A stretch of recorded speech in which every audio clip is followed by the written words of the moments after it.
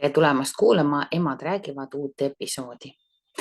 Mina olen Gertriin, teadlikum ema brändi looja ja tänases episoodis arutame teiega laste kasvatamise teemadel. Lugesin täna ühte sellist postitust, kus üks õpetaja arutab teemadel, et kas laste kasvatamine on ära lõpetatud ja asendatud laste toetamisega. Ja kõik näevad, et midagi on just nagu viltu, aga keegi ei saa panna nagu näppu peale. Üks asi, mis alati tundub natukene viltu, on see, et iga uus generatsioon erineb vanemast generatsioonist ja vanemal generatsioonil on vahepeal natukene raske minna muutustega kaasa. Ma jagan teiega selliseid laste kasvatamise printsiipe, mida olen mina 19 aasta jooksul rakendanud ja täna ma olen 3 lapse ema ja mis on minu tulemused. Minu lapsed ütlesid enne seda podcast episoodi, et neil on minuga väga head suhted, nad saavad minuga avatult rääkida ja meil on mõnus kodus olla. Ja see oligi üks eesmärk, mida mina vanemana tahtsin saavutada. Esimene küsimus siis, mida iga lapse vanem peaks endalt küsima, on see, et mida oma lastest tahetakse saada. Kujuta ette, et planeet Maa, kogu aeg siin on olemas planeet Maa ja sina kui tulnukas saabusid siia planeet Maa peale. Sa olid väikene, sa ei teadnud asjast mitte midagi ja sind hakati õpetama. Sulle öeldi, mis on halb, mis on hea, sulle öeldi, kuidas tohib, kuidas ei tohi. Nüüd sina oled siin planeedil Maa tulnukana ringi kõndinud päris pikalt. Nüüd saabus uus tulnukas planeedile Maa ja see on sinu laps. Ja tema on täiesti uus, ta on väga-väga uus, ta omab uusi vaatenurki, ta omab uusi arvamusi. Uus generatsioon tuleb ja nad ei vaata maailma nii, nagu meie vaatasime. Nad vaatavad maailma läbi nagu uute silmade. Nii et iga järgnev generatsioon peaks natukene rohkem arvestama uuema generatsiooni vaatega. Ja üks lemmikküsimus, mis mulle meeldib laste käest küsida, on see, et aga kuidas sina seda asja näed? Ma räägin sulle, kuidas mina seda asja näen, aga räägi mulle, kuidas sina seda asja näed. Ja siis siit võib tulla väga lahedaid avastusi. Kui tihti küsid sina oma laste käest, et aga kuidas sina seda asja näed? Kas sa julged seda üldse küsida? Ja mida sa selle informatsiooniga siis teed? Mina olen pannud ennast natukene nagu sellise õpipoisi rolli ja ma alati küsin laste käest värsket pilku. Ma alati kutsun, et nad vaataks üle minu tegemisi, kuna teadlikum ema bränd on ju loodud emadele ja lastele. Selles mõttes lastele, et emad peaksid lastele hakkama siis nagu väärtust looma. Ja siis ma alati ütlen, tule vaadake üle, andke mulle värske pilk siia. Nii et lapsed on elule värske pilk. Kõik haridussüsteemi töötajad, kõik lapsevanemad peaksid istuma lastega maha ja ütlema, anna mulle värske pilk. Aga selle asemel, et seda küsida, vaigistatakse, suunatakse ja õpetatakse. Aga mis siis, kui kuulaks ka natukene? Et see oli esimene shift siis, mis mina oma teadliku vanemluse teel tegin, oligi see, et ma hakkasin lastega arvestama, ma sain aru, et mina olen tulnukas planeedil Maa, nemad on ka tulnukad planeedil Maa, minul on rohkem kogemust, aga neil on värske pilk. Ja siis me hakkasime tegema vahetust. Anna sina mulle värske pilk ja mina annan sulle kogemuse. Teiste inimeste kogemusest saab õppida. Eriti tark õpib teiste inimeste kogemusest niimoodi, et ta ei kolista enam samu ämbreid läbi. Aga on inimesi, kes tahavad teha vigu omal nahal. Olete pannud tähele, on ju? Nii et laps peab saama siin teha valiku. Mida oma lastest tahate saada? See võiks olla selline hetk, kui sa paned selle podcasti korraks kinni ja kirjutad ülesse. Kas sa tahad, et nad oleksid iseseisvad ja kuidas saavutada seda iseseisvust, kas läbi kamandamise, läbi reeglite, läbi ähvarduste, läbi sellise, kui sina nüüd viitele ei õpi, siis mina sind reisile kaasa ei võta. Kuidas saavutatakse iseseisvus? Kas sa lubad teha lapsele otsuseid? Kas sa lubad tal teha valikuid? Aga mitte jälle selle äärmusesse minna, sest liiga tihti ma näen, et vanemad lähevad selle äärmusesse. Aga minu laps otsustas, et tema enam ei õpi matemaatikat, sellepärast, et laps ei tea, ta on tulnukas planeedil Maa, ta ei tea, et seda läheb vaja. Ta ei tea, milleks see hea on. Ehk on kohti, kus me saame laste iseseisvust harjutada, aga see peab olema eakohane. Laps ei saa teha valikuid asjade kohta, millest tal ei ole õrna aimugi, on ju. Küll aga saame me talle näidata seda teekonda, kuhu ta siis on asumas. Näiteks me kõik teame, et haridussüsteem ei muutu väga kiiresti ja kõik lapsed peavad saama 9. klassi lõputunnistuse. Kui sa ei saa 9. klassi lõputunnistust või kui see tuleb nii kehv, et sa ei saa edasi minna, siis see ei ole maailma lõpp. Siit tulevad ka erinevad harud, aga see tulebki endale selgeks teha ja see ongi lapsevanema roll, teha lapsele need asjad selgeks, et laps saaks kogu infot omades teha õige valiku. Aga lapsel ju ei ole kogu infot ja kui ta siis teeb valiku, on ju. Aga väga tihti võetakse iseseisvus ära just karmuse ja kurjusega ja ähvardustega ja sellise võimupositsiooniga, et lapsevanem paneb ennast tugevalt võimupositsioonile.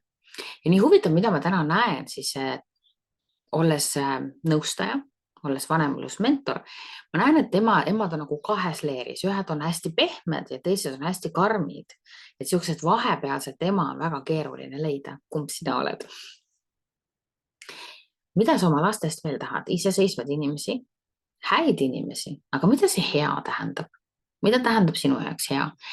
Minu jaoks on see sõna hea definitsioon absoluutselt kogu aeg muutunud, aga täna ma tean seda, et ma tahan, et minu lapsed saaksid aru sellest, et füüsiline keha on midagi, mida nemad peavad hoidma. Nad ei saa seda vastutust panna mitte kellegi teise peale. Ma tahan, et nad saaksid aru sellest, et toit on kehale mõeldud, keha funktsioneerimiseks vajalik ja toit võiks olla ravim. Siis ma tahan, et nad teaksid, et nemad ei ole mõte. Ma tahan, et nad teaksid, et nemad ei ole emotsioon.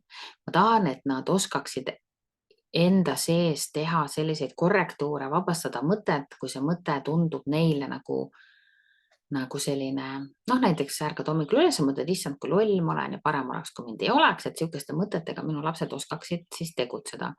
Ja ma tahan, et nad oskaksid ka vabastada emotsioone näiteks, just selliseid, mida tegelikult enam vaja ei ole, et mis on suhteliselt siuksed elu keeruliseks tegevad.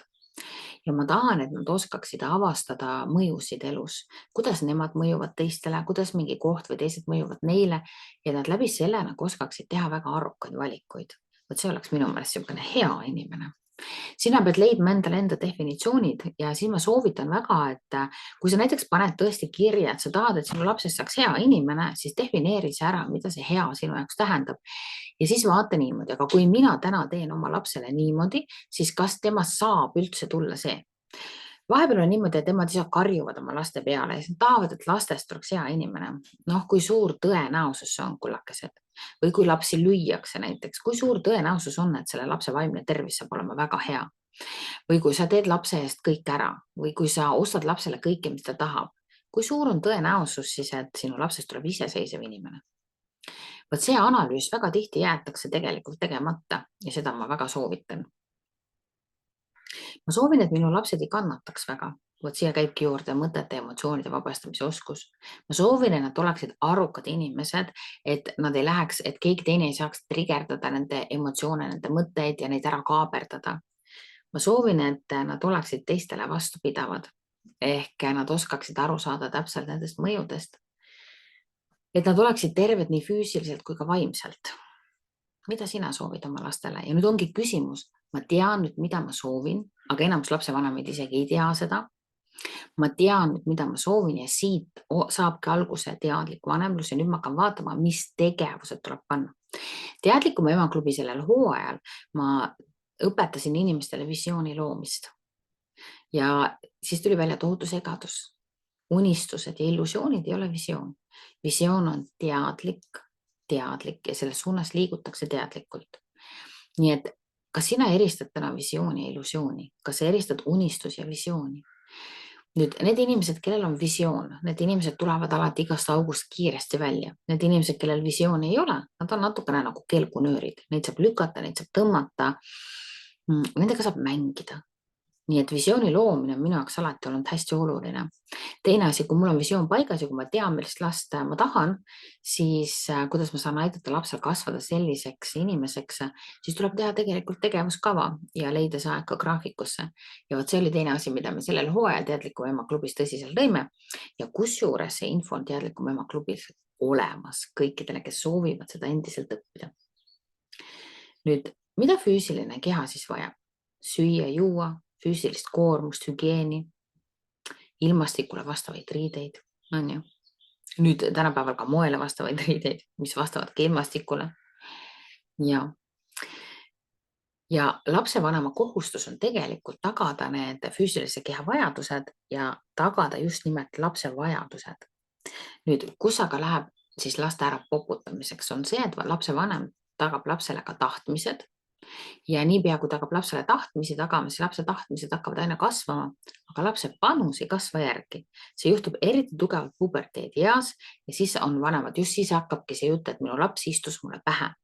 Ei, sa pead oma lapsele tegema selgeks, mis asi on tahtmine, mis asi on vajadus ja väga süümekate vabalt võid sa täita ainult vajadusi ja läbi panuse tõstmise saab siis hakata täitma ka lapse tahtmisi.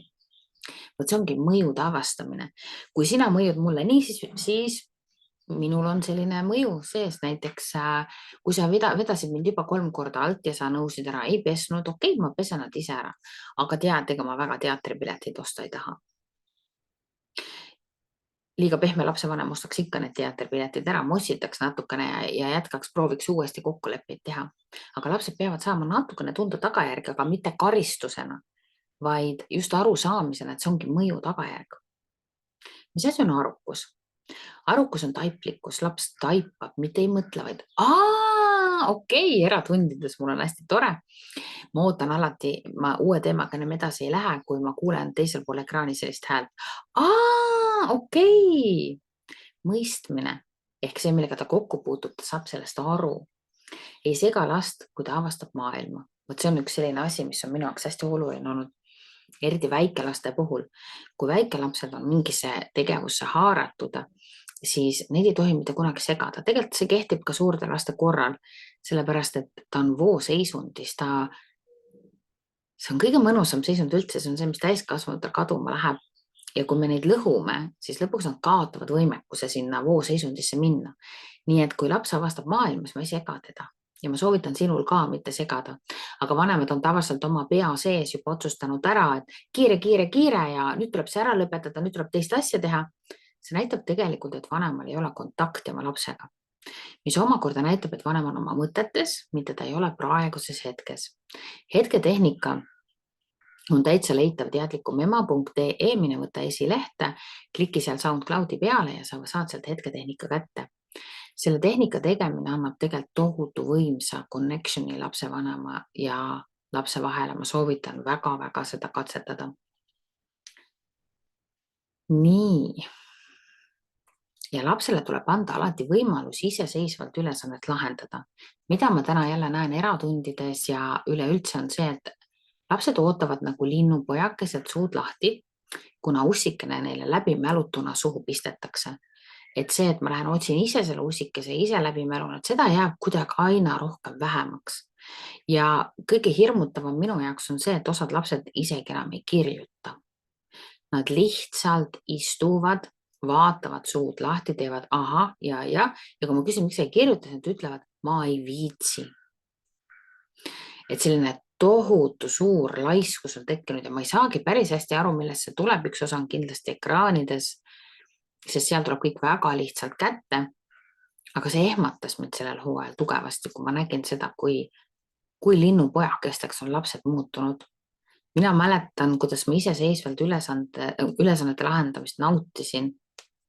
Kuidas ma ei saanud ennem isegi magama jääda, kui asi polnud tehtud, sellepärast, et mul oli nagu sisemine drive see ära teha. Aga ma ei näe seda tänapäeva lastes enam, mis nagu õppimist näiteks puudutab. Ja see paneb mind natukene nagu muretsema selle üle, et midagi on väga viltu kuskil läinud, et keegi on hästi pidevalt sekkub kuidagi nagu lapse ellu, et laps ei saa kuidagi enam olla ise. Võib-olla see on pikad koolipäevad, palju õppimist, võib-olla see on ekraanis istumine, võib-olla see on väga interaktiivsed vanemad, kes iga minuti lapsele ära organiseerivad. Ma ei oska öelda, aga see teema hakkab aina rohkem ukse peale koputama. Ja pidage palun meeles, et eeskuju ei anna arukust. Kui nüüd laps vaatab sind kui eeskuju või kui ta vaatab vanemaid kui eeskuju või kui ta vaatab õpetajad kui eeskuju, siis mida laps tegelikult näeb? Mis sa arvad?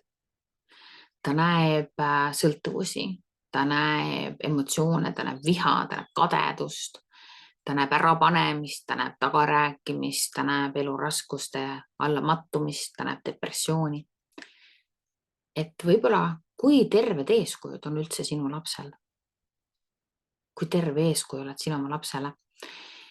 Mina hakkasin iseendaga tegelema väga tugevasti siis, kui ma sain aru, et mul on väga kehv õppefilm ja mulle meenus Tago laul, kus oli, et ja ma loodan, et päris kõik ei tule välja lõigata.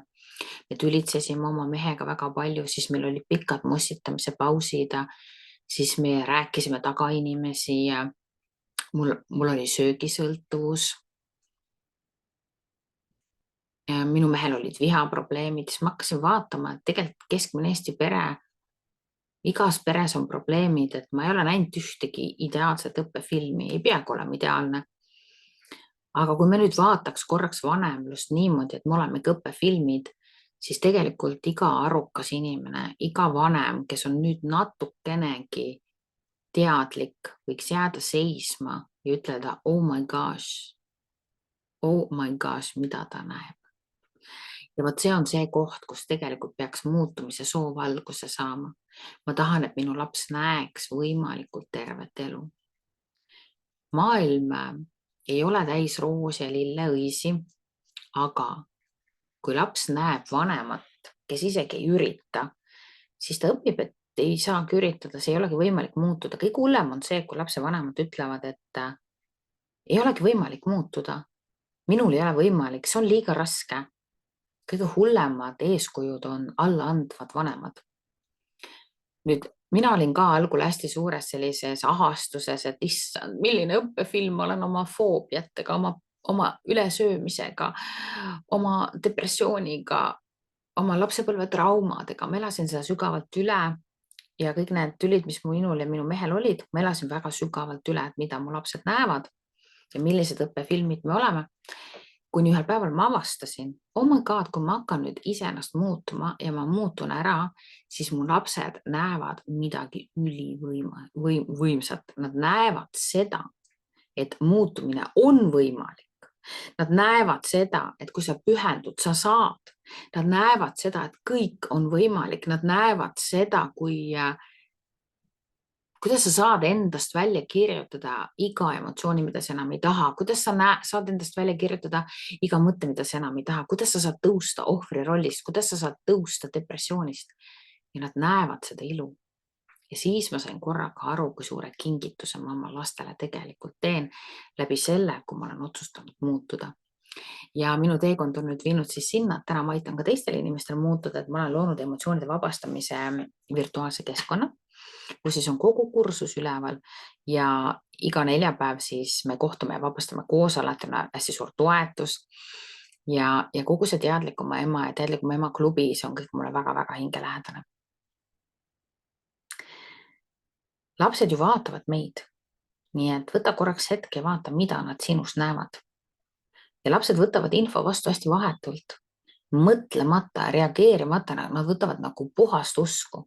Ta nagu tühi purk, kuhu saab panna. Eeskuju ongi tegelikult see, mida sa saad anda tahtlikult või laps vaatab kõrvalt.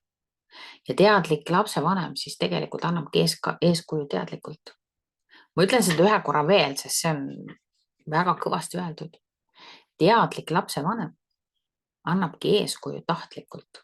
Laps vaatab sind nagunii, aga teadlik lapsevanem teeb seda teadlikult ja ta ei teeskle.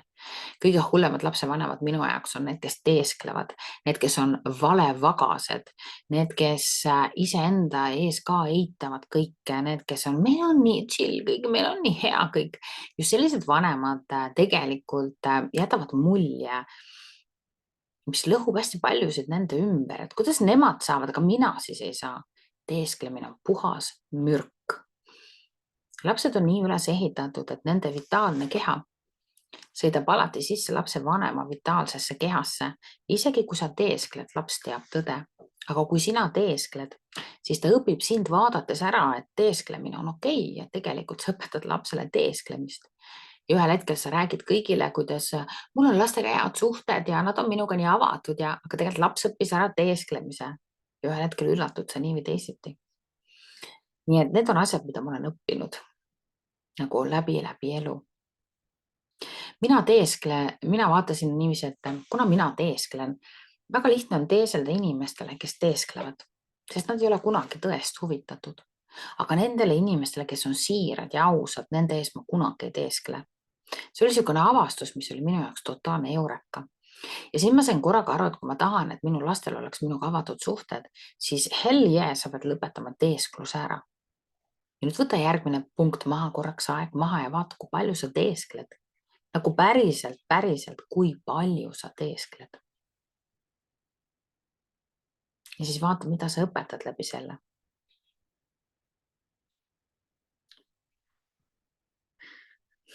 Vahet ei ole siis, kas sa annad eeskuju tahtlikult või laps vaatab sind kõrvalt. Mõlemal puhul toimub tegelikult info salvestumine sellisel viisil, et see on taastatav. Ehk laps oskab seda esitada uuesti. Ja selline info salvestumine on reaktsiooniline ja see ei ole arukas. Ja siis hakkadki nägema iseendas lapse käitumist ja siis hakatakse järgmine butafooria vale läheb siis töösse. Laps on minu peegelpilt. Ei ole. Laps on täis sinu salvestisi. Laps ei ole sinu peegelpilt. Tule taevas appi. Kui sa näed lapses oma peegelpilti, ei näe sa mitte kunagi last. Seda ma tahaks karjuda nendele vanematele, kes ajavad siukest juttu suust välja. Lapsed sünnivad siia ilma tujudeta. Tujud antakse edasi nende lähedaste poolt. Lapsed sünnivad siia ilma tujudeta. Tujukus antakse neile teiste poolt ja vaata nüüd korraks, millist tujukus sa oma lastest näed. Ja avastasin, ei ole midagi uut. Sa võid koheselt panna, kelle käest ta selle õppis. Ei ole küssi ka. Ja siis hakkab laps saama vastupäid ja jalgu selle eest, milline sina oled. Siis hakkab laps saama vastupäid ja jalgu selle eest, milline isa on. Aga õnneks ma tahan sulle öelda, et seda kõike saab muuta väga mitte lihtsasti, aga saab muuta. Kõigepealt peab ära muutuma eeskuju ja siis see eeskuju annab teadmised edasi oma järglastele, kes siis valivad, kas nad muutuvad või ei muutu. Lapsele tuleb alati asju näidata, millega ta puutub kokku ja lapsele tuleb alati seletada. Ma käisin eile kuulamas seda Miikali etendust, Peaingel Miikal. Ja seal oli nii tore, kus ta ütles, et ta tahab lapse vanemaks saades, ta tahab hakata usklikuks, et ta muidu oli ateist, aga usklik olla on nii hea. Et kui laps tuleb sinu käest küsima näiteks, et miks kommi ei või süüa, siis ateist peab hakkama seletama, et hambad rikub ära ja siis sa ei saa enam naeratada ja siis Miikal tegi nalja ja ütles, aga see hakkab lapse eksistentsiliste probleemidega pihta, et aga mille üle mul ongi siin enam naeratada. Aga kui sa oled usklik lapsevanem, siis sa võid alati öelda, et kommi ei tohi, muidu lähed põrgusse. Nii et seletamine, ateismi seletamine on see tee, mida mina olen läinud. See oli siuke huumori koht nüüd on ju. Nüüd lastele nagu ei peaks nagu valetama mitte kunagi, aga ei tohiks ka nagu meeletult demonstreerida emotsioone. Ma räägin, mis ma siin kohe silmas pean. Oletama, et sa saad vihaseks, siis sa karjud oma abikaasa peale, karjud laste peale ja tegelikult see on niisugune automatism, mis su röövib ära ja pärast siis tegelikult see ongi nagu demonstreerimine lastele. Mina seda ei tee. Mina lähen hoopis teist teed. Kui minust tõuseb mingisugunegi emotsioon, mis ei ole väärt demonstreerimist, ei ole väärt õppefilmi lindi peale saamist, siis ma ei valeta lastele. Ma ütlen, ma kogen praegu tohutut ärritavust. See on emotsioon minu sees. Ma ei tea, kuidas see on minu sisse saanud. Ma korraks eemaldun ja ma lähen vabastan selle ära. Kas te panete praegu tähele, milline intelligentne meetod see oli? Lapsega rääkida, mitte väljenduda. Ja ma ei eita ja ma ei valeta ja seda kõike ma täna ka õpetan. Eriti ettevaatlik tuleb olla lastele headuse demonstreerimisega. Teate, kui ma seda lauset kuulsin, siis ma mõtlesin, et selle lause ütleja on loll. Mis mõttes eriti ettevaatlik tuleb olla headusega? Sellepärast, et lapsed kasutavad headust, usuvad sellesse, aga siis nad saavad vastu näppe, pettuvad ja saavad aru, et tegelikult ju see ei tööta. Täpselt nagu sina oled sellest aru saanud. Sa saad vastu näppe, sest headus ei tööta. Ja siis võib tulla selline kriisimoment, kus lapsed pettuvad heatahtlikkuses ja nad otsustavad hakata kurjaks näiteks. Nad võivad muutuda agressiivseks ja destruktiivseks. Selle tõttu ei soovita headust esile tõsta. Elu on täpselt selline, nagu ta on. Siin ei ole vaja nagu rääkida kogu aeg headusest. Kui Mati veab sind ikkagi 10 korda alt, siis Mati on altvedaja. Mis headusest me siin räägime? Matiga lihtsalt ei saa enam arvestada. Aga see on midagi nii sügavat, mida mina iseenda jaoks pidin nagu välja. Nagu ma vaatasin, millest see headus siis on, mida ma nii väga tahan väljendada. Tegelikult see oli hirm konflikti ees. Siis ma vaatasin, millest see headus siis koosneb, mida ma nii väga heaks pean. Siis ma vaatasin, tegelikult see oli nagu meeletu trauma ja valu, mida ma tahtsin lihtsalt leevendada tohutu headusega.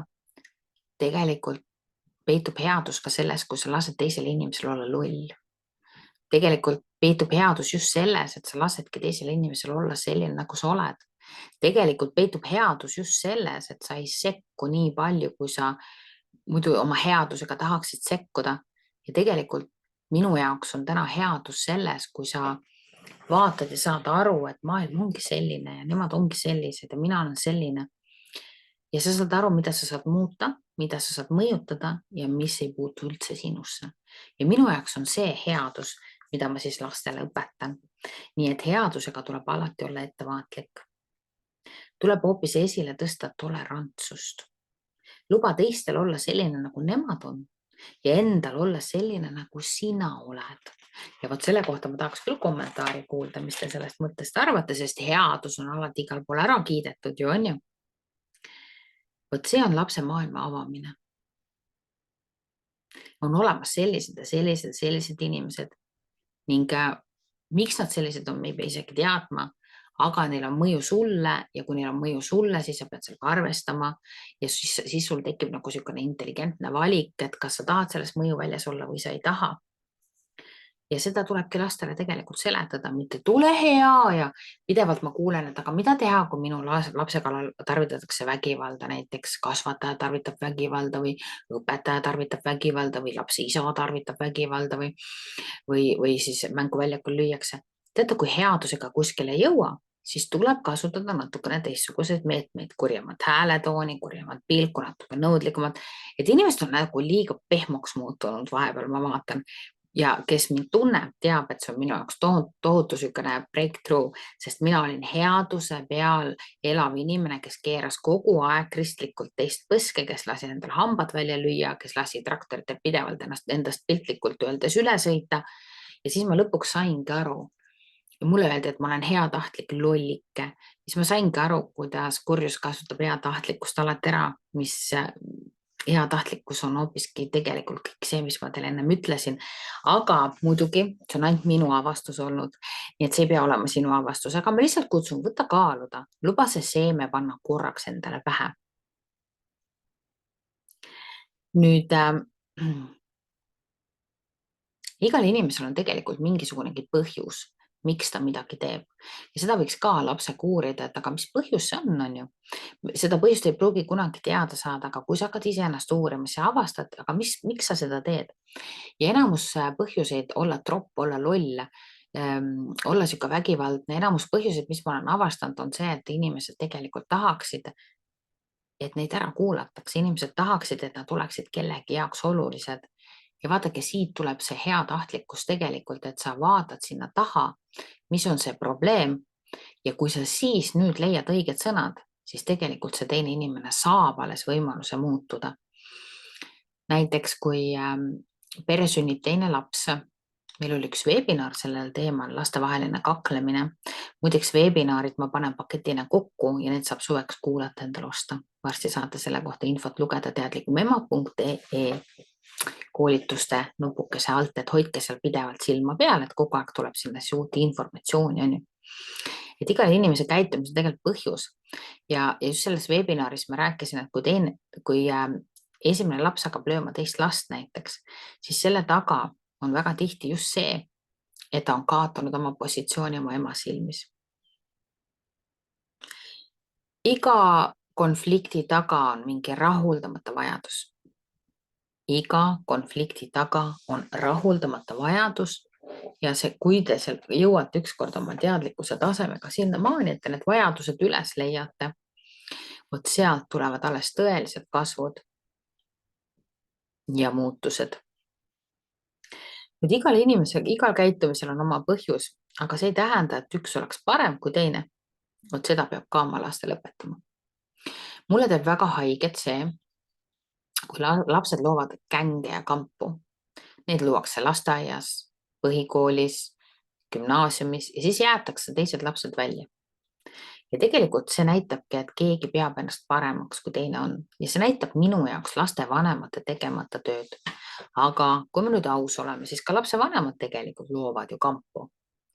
Ja see kampade loomine on minu jaoks loomalik tendents.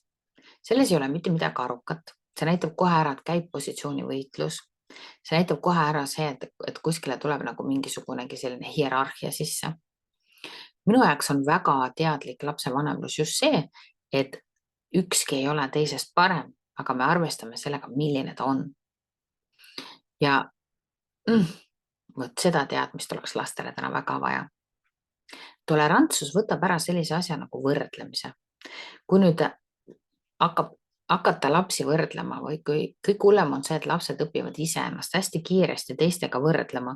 Selleks on muidugi hea põhjus, see on hindamissüsteem koolides, pluss veel ka see, et kuule, aga sina ei teinud täna tubasid nii ilusti korda, kui Mati tegi. Kuidas Mati saab kogu aeg olla nii hea laps, mitte nagu sina? Ehk lapsevanemad ise võrdlevad oma lapsi.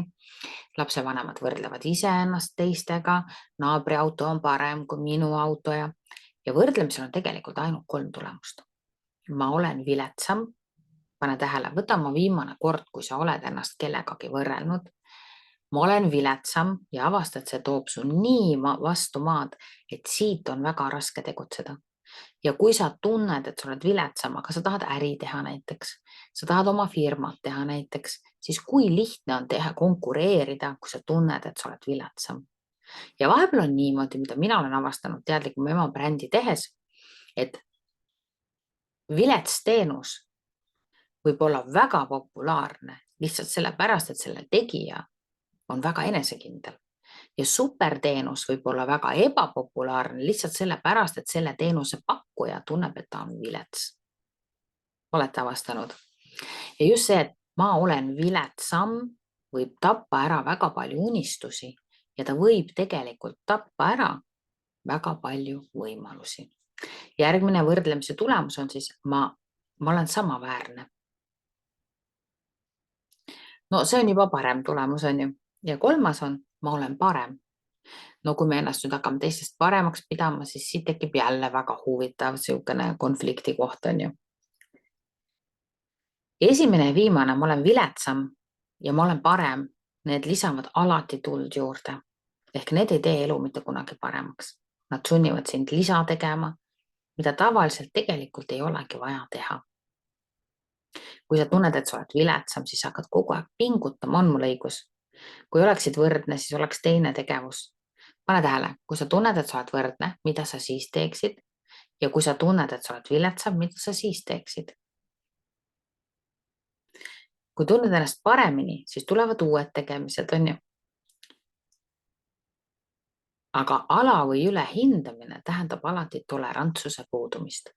Vaata nüüd korraks, kui tolerantne inimene sa ise oled selle definitsiooni kohaselt. Viletsam, parem või samaväärne. Need, kes peavad ennast samaväärseks, on juba päris tolerantsed inimesed. Minul on läinud tolerantsuse saavutamiseks päris palju aega, sest ma olen ennast pidanud kogu aeg kõikidest viletsamaks. Kuidas sinul sellega on? Nüüd,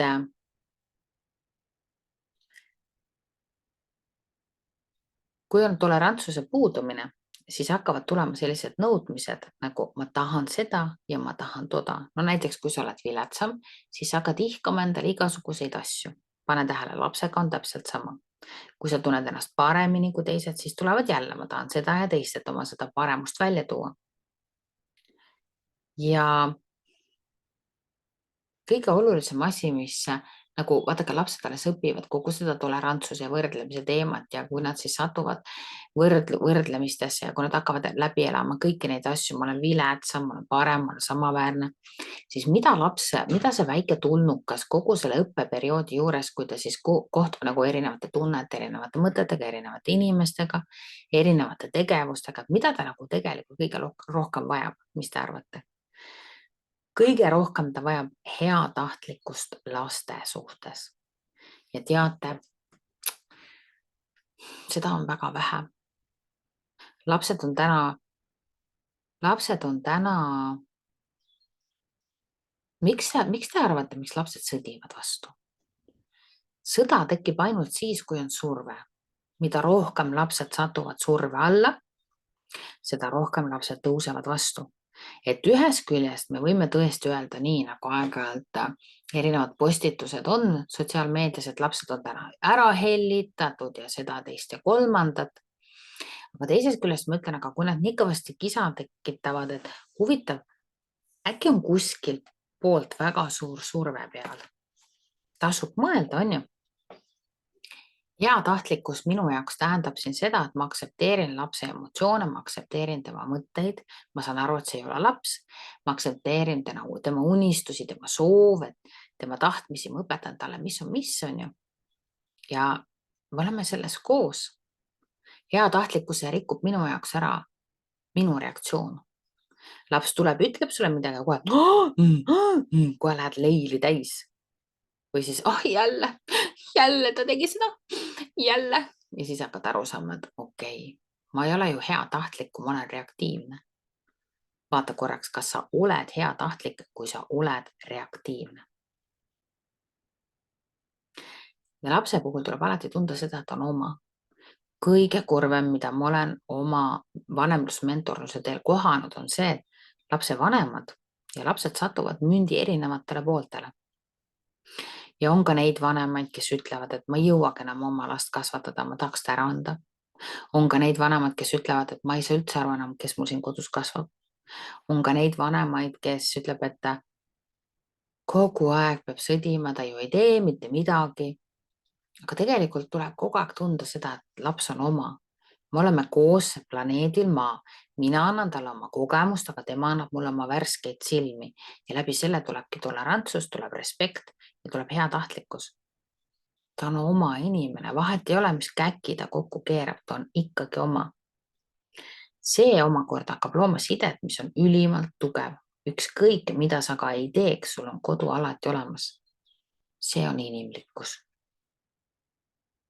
Ja see, et laps teeb vigu, ka sina teed vigu, ka mina teen vigu, see ongi inimeseks olemise osa. See on tegelikult õppimise protsess. Me kõik teeme vigu ja alati, kui me koduõpet alustame, siis mõtlen, et sellel aastal me teeme hästi palju vigu. Aga miks?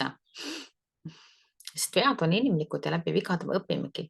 Kui me vigu sellel hooajal ei tee, siis me ei õpigi ju mitte midagi. Oma eratundides ma ka alati ütlen, anna tuld, pane kirja, tee miljon viga, naerame koos, parandame ära. Ehk mina ärgitan lapsi üles kogu aeg vigu tegema. Aga abikaasa, see ei tohi vigu teha. Tema peab olema täiuslik. Väike huumori koht on ju. Kui laps teeb pahandust, siis saad aru, et ka sina oled seda tegelikult teinud. Laps ei ole pahandus ise. Kordan, laps ei ole pahandus ise. Laps tegi midagi. Tema tegevuse ajendiks oli mingi mõte, mingi emotsioon, mingi arusaamine, mingi soov, mingi tahtmine. Ja vanemad lähevad sellele, keskenduvad sellele konkreetsele pahandusele ja ütlevad, sa oled nii paha, sa oled nii halb, vaata, mis sa tegid, sa oled kogu aeg selline, bla, bla, bla, bla, bla, bla, bla, bla, bla. Tegelikult tuleks aru saada ühest asjast. Laps tegi selle, seal oli ajend. Ajendist tuleb aru saada, saate aru? Ajendist tuleb aru saada, on ju? Laps ei ole kogu aeg paha tegija. Iga tegu on eraldiseisev, on ju? Üldistada tegelikult ei tohi. Laps peab saama aru, mis oli ajend ja mis on tagajärg. Aga milline lapsevanem saab sellist teadmist pakkuda? Kas reaktiivne lapsevanem või rahulik lapsevanem? Kas teesklevalt rahulik lapsevanem või lapsevanem, kellel ei ole reaktsiooni sees? ja sa oled alati reaktiivne nendes olukordades, kus sinu peale oldi reaktiivsed. Näiteks, kui sina ei võinud toas naerda, laulda, hõisata, joosta, karata, siis sa oled selline lapsevanem, kes oma last kogu aeg keelab. Jah, see ongi nii. Kui sinul ei lubatud vanema, vanaisa ja tädi onu käest kommi vastu võtta, siis sina ei luba ka oma lapsel. Õnneks saab seda kõike muuta, kui sa avastad, et sind on treenitud nagu ahvipärdikud siukseks, on ju, väike huumorikoht jälle. Kogu aeg tuleb lapsele seletada ja rääkida. Aga ma olen kuulnud ka selliseid lapsevanemaid, kes seletavad ja räägivad, aga teevad seda tohutu hukkamõistuga. No nii, vaata nüüd, tule, emme hakkab sulle nüüd seletama. Kui sul on need riiulid siin sassis, siis juba tunnete niisugune hääletoon on niisugune vinguv, niisugune ba-ba-ba. Üks asi, mida ma inimestele alati õpetan, on hääletooni jälgimist, sest hääletoon väljendab tegelikult inimese emotsiooni, on ju? Ja hääletooni muutes saame muuta ka seda tegelikult, kuidas me ennast tunneme. Nii et mängige sellega, õppige see päriselt selgeks, on ju. Ja siis vaadake, mida sa lapsele väljendad, kui sa üritad talle midagi seletada, äkki on see tõesti rahulolematus. Ükskord tuli meile üks naabritüdruk külla ja siis ta vaatas Liisu riiuleid ja siis ta hakkas hästi kõrgi hääletooniga rääkima. Liisu, see on küll väga tore, et sul need riiulid on nii nagu on, aga kas sa tead, et need võiksid olla natukene paremini? Ja siis ma mõtlesin ainult, kuidas see ema oma last kasvatab, on ju, totaalse hukkamõistmise hääletooniga tegelikult. Nii et jah, te võite seletada ja rääkida, aga lapsed on hääletoonile ääretult tundlikud. Nad saavad kohe aru, kui sa paned pada. Nad saavad kohe aru, et kui sa väljendad midagi niiviisi, et siis sa tegelikult, mida sa tegelikult mõtled, on ju. Mina alustasin oma sellist muutumise teekonda Gordoni perekoolist, kiidan täiega, aga ma avastasin, et see on nagu ahvil huulte punaseks värvimine, illusiooni loomine. Tegelikult ma neid mina sõnumeid saatsin ikkagi läbi väga kehva emotsiooni. Ja siis ma sain ka aru, et mina sõnumid on super head asjad, aga see emotsioon sealt alt, mis peegeldab kõike seda, mida ma tegelikult tunnen ja see ebasiirus, see tuleks ära vabastada ja sellepärast ma liikusin edasi ja õppisin emotsioone vabastama ja õppisin ka, kuidas õpetada teisi inimesi. Nii et hukkamõistmine on tegelikult karistus. Kui tihti sa mõistad hukka oma last ja nii tihti sa teda tegelikult karistadki. Ja kui sa mõistad hukka lapse tegevuse, aga teed seda väga-väga valesti, siis laps saab alati aru, et sa mõistad hukka tema. Nii et kui tihti sa tegelikult oma last karistad, kui sa mõistad hukka tema hinde, kui sa mõistad hukka selle, mis kell ta koju tuli, siis tema võtab seda väga isiklikult. Ja nüüd tulebki siit see, et aga mind ei armastata minu kodus, mind ei ole kunagi armastatud, mind ei ole kunagi tahetud. Vaata nüüd korraks üle, kiika korraks enda lapsepõlve, kui tihti mõisteti sind hukka ja kui tihti sa ise kogesid seda karistusena. Ja see on ikka päris suur koer maetud, on ju. Vanemad võiksid tegelikult esitada küsimusi, et laps saaks aru, mida ta tegi. Et laps päriselt saaks aru. Aga küsimuste küsimine on kunst. Lapse teod on tegelikult õpetajad, kui te oskate lapsele aidata neid mõista, et mis oli ajend, mis on tagajärg, kas siin oli tahtmine, kas siin oli vajadus, kas siin oli kommunikatsioonihäire näiteks, kuidas kommunikeerida seda vajadust välja. Kas te panete tähele, kui palju on siit tegelikult võtta? Ja vanemad jäävad hätta, nad ütlevad, aga mina ei oska nii küsida, mina ei oska nii rääkida nagu sina ja siis sellepärast ma lõingi mentorluse, nii et tule aga õpi. Laste jaoks on kõige olulisem hoolimine.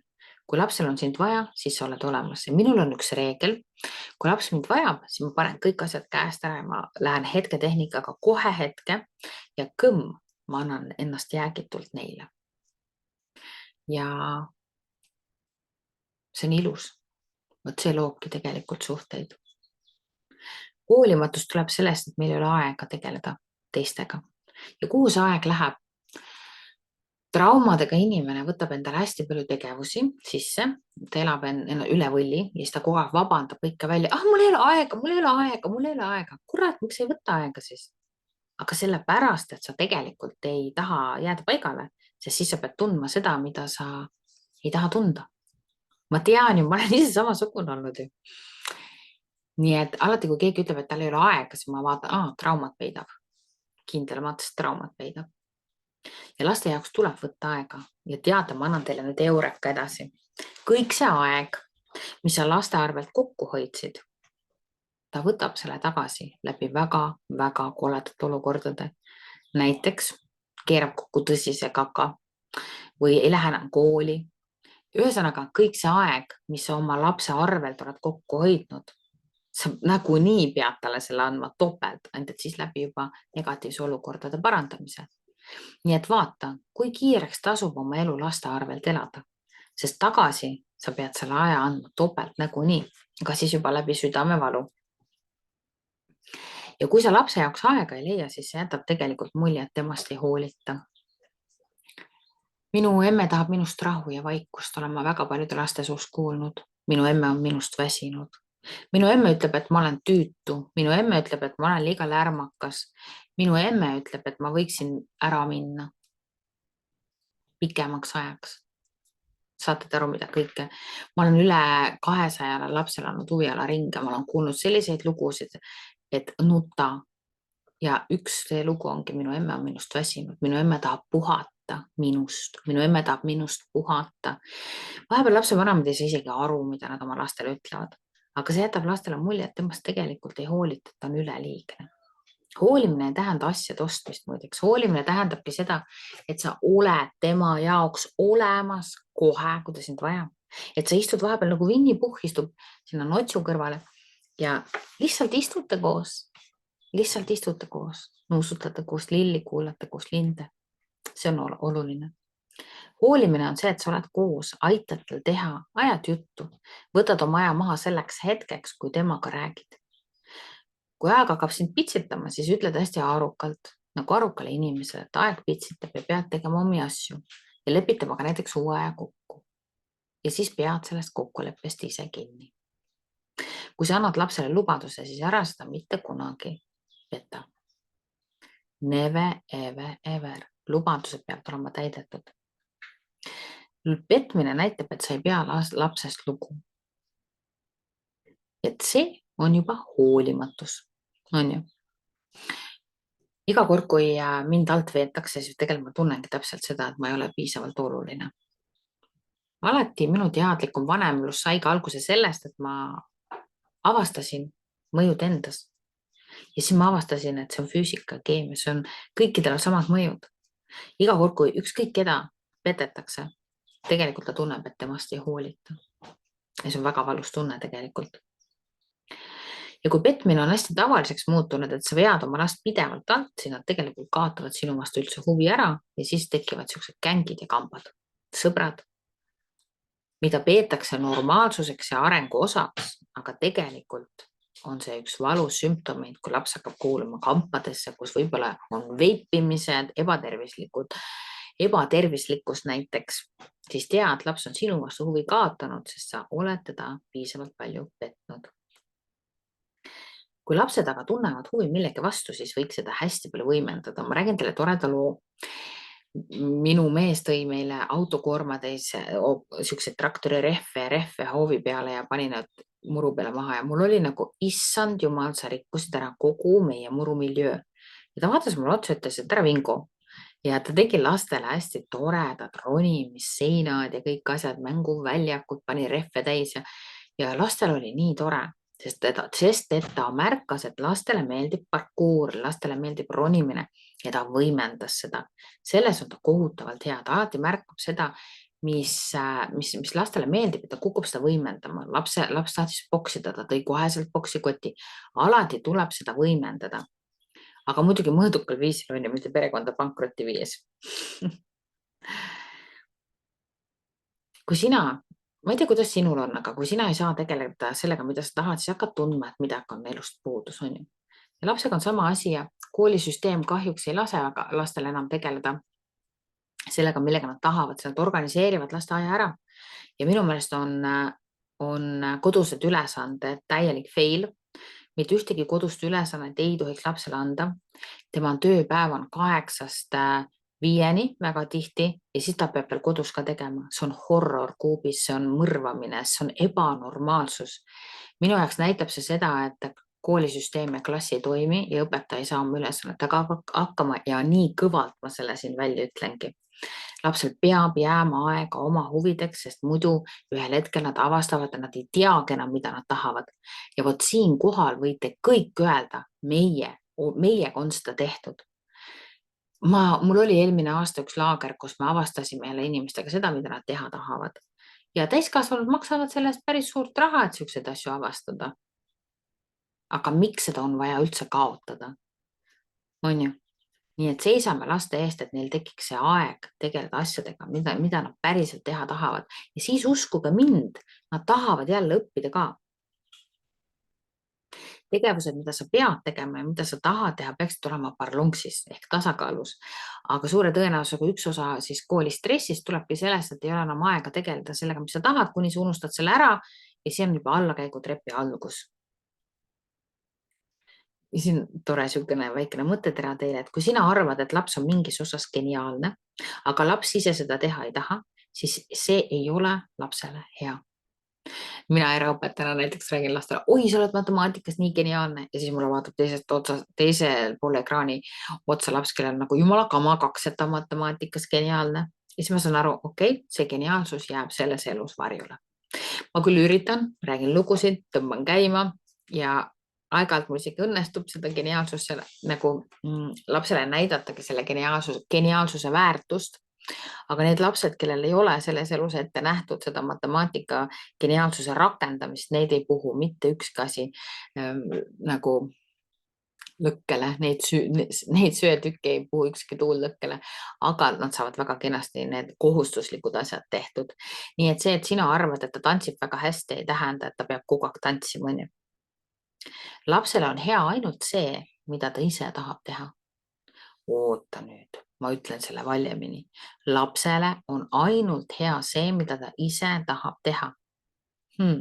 Ma pean hobisid siis siin nüüd silmas, on ju. Kui õppimine ei paku huvi, siis tegelikult hakkab siin olema sund. Tegevus muutub sunniks ja kui see ei ole huvitav, tegevus muutub tegelikult sunniks, kui see ei ole huvitav või kui seda on liiga palju. Ja nüüd hakkate jälle aru saama, et seda kõik ongi liiga palju. On ju, isegi kõige toredamad ja huvitavamad õpetajad tegelikult ka kustuvad, sellepärast et nende vastu tulevad lapsed, kes on tühjaks lüpstud. Ma loodan, et siit mõned lapsevanemad saavad indu juurde oma laste eest seista. Ma loodan, et seda kuulevad ka mõned õpetajad, kes 17 € asemel hakkavad tulevikus ikkagi laste õiguste eest võitlema. Minu jaoks on see nonsense, kui õpetajad võitlevad 17 € eest, mitte laste õiguste eest. Kui õpetajad seisaksid laste koormuse vähendamise eest, siis ka nende enda koormus väheneks tegelikult. Aga noh, ma ütlen, et kõrvaseisev pilk on alati värske. Ja see, kes on asja sees, peaks alati värskelt pilku kuulama, on ju. See oli just see, millest me alustasime ju, on ju. Kooli minekuks peaks laps olema sinuga piisavalt hea sõber ja ta tuleks rääkima oma asjadest, sest muidu ta jääb kõikide nende asjadega tegelikult üksinda ja hätta. Ja laps peaks selleks ajaks oskama natukene ka kasutada oma arukust ja analüüsivõimekust siis. Ja ära palun unusta, et sinu seisukohad hakkavad muutuma lapse seisukohtadeks. Ja kui sinu seisukoht on kool on nõme, kool on paha, siis sa saad endale väga trotsliku lapse, kellega saab sul olema väga-väga raske. Ja tegelikult see ei ole arukus. On ju, meie seisukohad tegelikult ei ole arukad. Meie seisukohad on meile kas õpetatud või on juba ajast ja arust. Seisukohtade asemel võiks alati vaadata nagu kogu seda värske pilguga nagu ümber kogu kõike seda, mis toimub ja omada nagu adekvaatset infot sihukeste kivinenud seisukohtade asemel. Aga märgake, kuidas lapsed aastatega kivinevad. Kui sa inimest tegelikult ei tunne, siis kuidas sa saad omada seisukohti ja neid levitada? Mina olin hästi kõva sihukene teistest rääkija. Kuni ma sain aru, kui mürgine see tegevus on. Ja nüüd ma räägin, kui ma kellegist räägin, siis ma räägin läbi isikliku kogemuse. Nii et vaata enda suhtumised üle, iga suhtumine koosneb emotsioonist, kontseptsioonist. Kui sa avastad, et sinu suhtumised on mürgised ja sa tahad neid muuta, siis teadlikumema.ee ootab sind kindlasti. Ma kunagi joonistasin hästi ilusa maali sellest, kuidas oli üks hästi hella pilguparase naine, kelle kõhus oli uks ja uksest astus välja laps mööda treppe. Ja see hästi muutis minu elu see lause ja siis ma tegingi selle maali, ma tegin selle kingituseks ühele emale, kes oli väga kinni oma lastes. Naine sünnitab lapse, aga see ei tähenda, et see laps kuulub neile. Mitte kunagi ei tähenda see seda, et see laps kuulub sulle.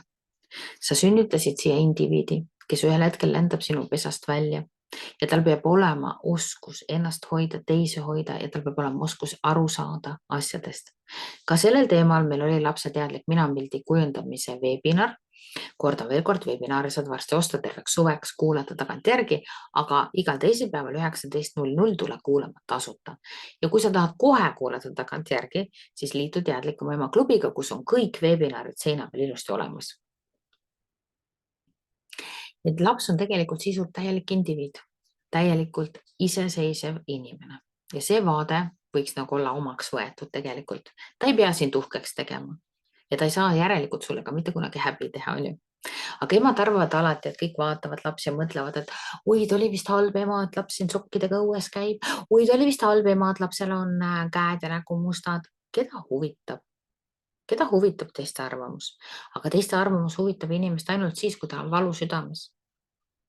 Valu südames saab vabastada ja seda sa pead küll teadma. Mina olin people pleaser, totaalne people pleaser, not anymore. Ja kui mina suutsin ära muutuda, suudavad kõik inimesed.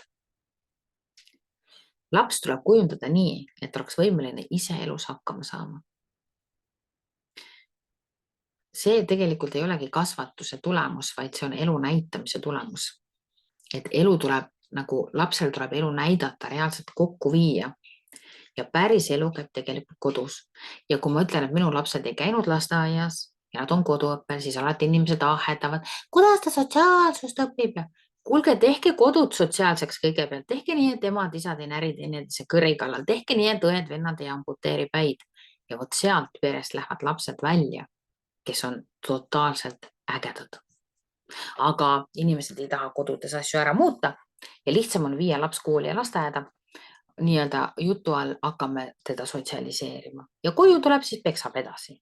No saate aru, siin on mingi kiik sees, et teadlasena ma hakkasin vaatama, et tegelikult kodu on ühiskonna väikene rakk. Ühiskond on täpselt nii terve, kui terve on üks rakk, kodu. Kodu koosneb omakorda väikestest rakkudest ja need väikesed rakud on inimesed. Kodu on nii terve täpselt, kui terve on inimene seal kodus. Ja kui inimesel on traumad, reaktsioonid, siis see kodu ongi haige. Ja kui selliseid kodusid on palju, siis on ka ühiskond haige. Aga teadlikum ema tuleb siin kõvasti appi, sest et minu unistus oli selline, et minu kodus on kõigil hea olla. Kui ma väikene olin, ma mõtlesin, mul tuleb siuke kodu, kus kõigil on hea olla. Ja ma tegin selle kodu ära. Aga see oli töö tagajärg. Nii et sa pead lihtsalt vaatama korraks, kui terved on teie rakukesed kodus ja kui terve on teie kodune rakukene. On ju? Et lapsi ei pea selleks pidevalt välja viima, et tegelikult päris elu käibki kodus. Et see on niisugune hästi pikk ja kallis protsess, kui sa võtad oma lapsed päriselt iseenda kasvatada, aga see tasub ära, sa saad tegelikult sõbrad endale kogu eluks. Ma tahtsin kunagi kujundada T-särki, et oma sõbrad sünnitasin ma ise. Nii et seda on päris raske teha, kõike seda, sest sul on oma pärand, sul on omad uskumused, reaktsioonid, arvamused, uskumused, laps peab tegema seda, et ema peab olema selline. Ja tegelikult sellega magatakse hästi palju maha. Väga-väga palju. Kui me teadlikult iseennast ja oma reaktsioone ei suuda kontrollida ilma alla surumata, siis lipsavad läbi asjad, mis mõjutavad lapse elu tegelikult väga-väga tõsiselt. Tuleks väga teha tööd iseendaga. Kui lapsevanemaga tuleks tõsta totaalselt enda võimekust. Kui sul õnnestub kasvatada endast erinev laps, heas mõttes endast erinev, on ju, siis on laste kasvatuse asja ette läinud. Kui teete nad endasugusteks, siis ei ole midagi muutunud. Ajalooline protsess on säilinud koos vigadega. Aitäh sulle, et sa kuulasid tänast podcasti, kindlasti visiteeri teadlikumema.ee. Ma loodan, et järgnevates episoodides löövad kaasa ka minu lapsed. Sellel korral minu vanem poeg ei saanud kaasa lüüa, me tahtsime temaga rääkida haridusest nagu päris valusalt ja tõsiselt ja südamest, et näidata lapse kogemust haridussüsteemist. Aga kuna tal on viimane eksam järgmine nädal, siis ta ei saanud kahjuks filmima tulla. Ma loodan, et need väikesed ideed, mis olid minu alguseks teadliku vanemluse teel, on sulle siuksed mõnusad kivikesed. Ja ma tahan sulle öelda, et sa teaksid, sina ei ole emotsioon, sina ei ole mõte ja seda kõike saab muuta. Mõtted ja emotsioonid on sulle pärandatud, see ongi sinu pärand. Aga nendega ei pea elu lõpuni edasi minema. Nii et loo endale vanemlus, mida sa päriselt armastad, ehk ema elu, mida armastad. Aitäh kõikidele kuulajatele ja kohtume järgmises episoodis.